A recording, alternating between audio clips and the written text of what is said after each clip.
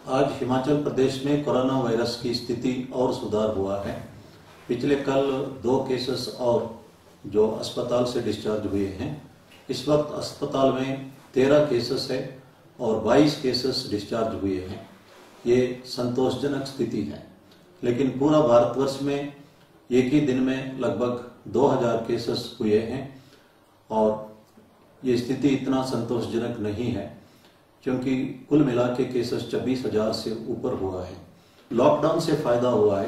पहले 3.4 डेज में cases double होते थे, अब 11.4 डेज में केसेस डबल हो रहे हैं और जो रेट ऑफ इंक्रीज है वो 6% है, वो भी सबसे लोएस्ट है। लेकिन हम सबको सतर्क रहने की बहुत आवश्यक है। इंटर डिस्ट्रिक्ट मूवमेंट के लिए आप परमिट एसडीएम से ले सकते हैं, क्योंकि इंटर डिस्ट्रिक्ट और इंटर स्टेट मूवमेंट जो है भारत सरकार ने बैन किया हुआ है और जो हिमाचल से बाहर रहते हैं वे भी कंसर्न डिप्टी कमिश्नर से ई पासेस ले सकते हैं और अपना अरेंजमेंट करके हिमाचल वापस लौट सकते हैं।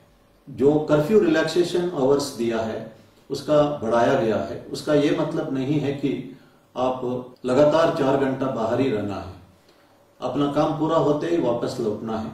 आदेश यही है, घर पर ही रहना है। और जो सीनियर सिटीजन्स है उनका भी भारत सरकार ने आदेश दिया घर के अंदर ही रहे और जैसे अर्ली मॉर्निंग वॉक के लिए छूट दी गई है, लेकिन जिनको मेडिकल एडवाइस दिया वही बाहर निकले, जो सीनियर सिटीजन्स, और बाकी सीनियर सिटीजन घर के अंदर ही रहना उचित रहेगा। ये भारत सरकार का आदेश भी है। अगर आप अपने ऑफिस या घर में एसी चलाना चाहते हैं, सरकार का डायरेक्शन है कि 24 डिग्री से 30 डिग्री के बीच में एसी रखिए और कमरे के अंदर वेंटिलेशन रखिए। ह्यूमिडिटी 40% से 70% होना चाहिए। उसके लिए आप एक पानी का पैन भी कमरे के अंदर रख सकते हैं और जहां तक हो सके एसी को अवॉइड करिए। और जो क्वारंटाइन जिन्होंने कंप्लीट किया है वे सतर्क रहने की आवश्यकता है, क्योंकि पॉजिटिव केसेस में भी नेगेटिव होने के उपरांत फिर पॉजिटिव आ जाता है और जो केसेस नेगेटिव पाने के उपरांत फिर पॉजिटिव क्वारंटाइन में रहते वक्त भी हुआ है। इसलिए कुछ भी संभावना है, सतर्क रहना हम सबका फर्ज है। भारत सरकार ने बार्बर शॉप खोलने की इजाजत नहीं दी है।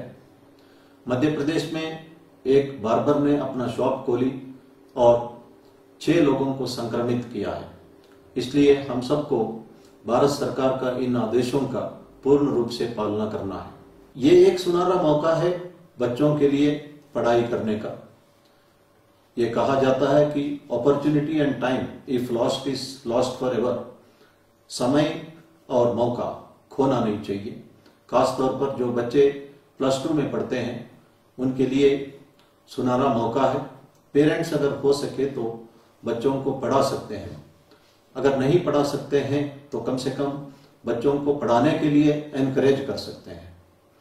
और ये भी कहा जाता है कि ये student is judged not only by the company that he keeps but also by the company that he avoids। जो बुरी चीजों से दूर रहना जरूरी है। कुछ बच्चे ड्रग्स लेते हैं, शराब पीते हैं, सिगरेट पीते हैं, उनसे दूर रहना जरूरी है। और जो मेहनत और लगन में विश्वास करते हैं उन बच्चों के संपर्क में रहना भी जरूरी है।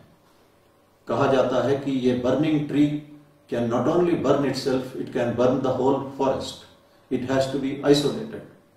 A tree with fragrant flowers can send the fragrance across the forest।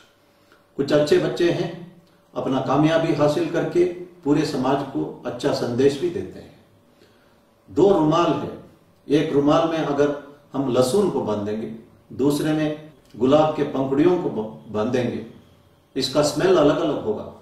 एक को स्मेल को हम सह सकते हैं, दूसरा स्मेल हम नहीं सह पाएंगे। लेकिन दोष रुमाल का नहीं है, दोष संग का है। इसलिए बच्चों को अच्छे बच्चों से ही संपर्क रखना चाहिए। अच्छा संगत से अच्छा रिजल्ट मिल सकता है। और साथ में मैं ये भी कहना चाहता हूं, जिनके बच्चे अगर ड्रग्स या शराब या सिगरेट का सेवन करते हैं, उसको वो एक परमानेंट बीमारी नहीं है, उसे अवॉइड कर सकते हैं, उससे छुटकारा पा सकते हैं और उसके लिए डी एडिक्शन सेंटर में जाके इलाज करा सकते हैं।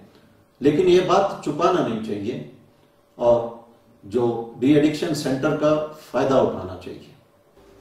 मैं पेरेंट्स से ये भी अनुरोध करना चाहता हूँ कि बच्चों को सोशल डिस्टेंसिंग के बारे में, मास्क पहनने के बारे में और हैंड वॉश तथा अन्य हाइजीनिक प्रिकॉशंस के बारे में समझाए।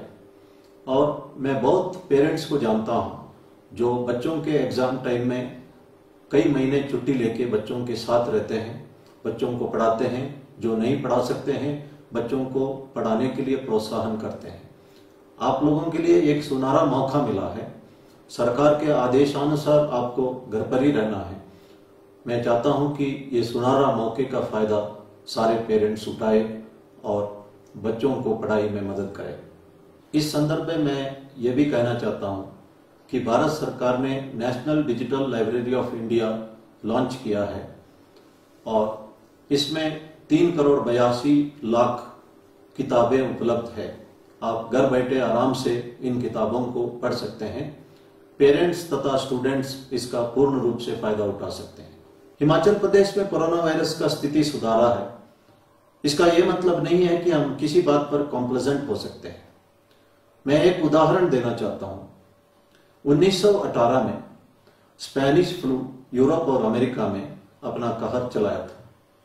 उस वक्त अमेरिका में कई शहरों में स्पेनिश फ्लू था। कोलोराडो स्टेट का डेनवर कैपिटल में मेयर ने बड़ा स्ट्रिक्टली सोशल डिस्टेंसिंग, मास्क और आदि प्रिकॉशन को एनफोर्स कराया था और उस वक्त स्पेनिश फ्लू डेनवर में पूर्ण रूप से कंट्रोल हो चुका था।